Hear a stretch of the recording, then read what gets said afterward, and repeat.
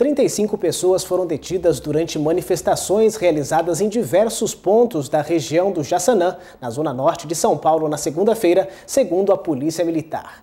Os ativistas protestavam contra a morte de um adolescente de 17 anos durante uma abordagem de policiais militares ocorrida no domingo. O protesto chegou a interditar também o principal corredor que liga a capital paulista à Mineira. Um grupo chegou a interditar o quilômetro 86 da rodovia Fernão Dias em ambos os sentidos, na região do Jaçanã, na zona norte de São Paulo, por volta das 7 da noite. A pista sul, sentido São Paulo, segundo a concessionária, foi liberada às 8h10 da noite. Na pista norte, sentido Belo Horizonte, uma pista foi liberada apenas às 11h30 da noite. 3 caminhões e 5 ônibus foram queimados, sendo um deles da aviação Atibaia-São Paulo, que estava perto do protesto na rodovia.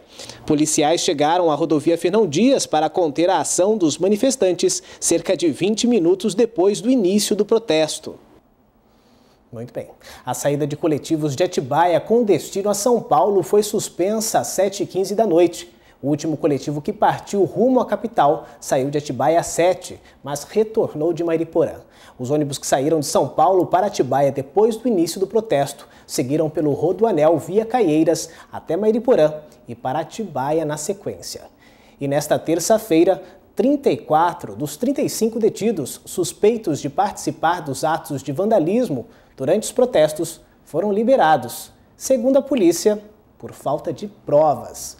O último detido permanece na delegacia por estar sem documento. Muito bem, hora de conferir como deve ficar o tempo nesta quarta-feira aqui na região. Em Atibaia, a chegada de uma nova massa de ar úmida começa a mudar o tempo. A quantidade de nuvens aumenta e podem haver pancadas de chuva, principalmente à tarde. Mínima prevista de 14 e máxima de 27 graus. Em Bragança Paulista, os níveis de umidade também aumentam. A temperatura volta a diminuir um pouco. O sol aparece entre muitas nuvens e pode chover rápido. Os termômetros oscilam entre a mínima de 13 e a máxima de 26 graus. Até dezembro deste ano, o pagamento do 13º salário deverá injetar cerca de 143 bilhões de reais na economia brasileira. A estimativa foi feita pelo DIEESE, divulgado nesta segunda-feira.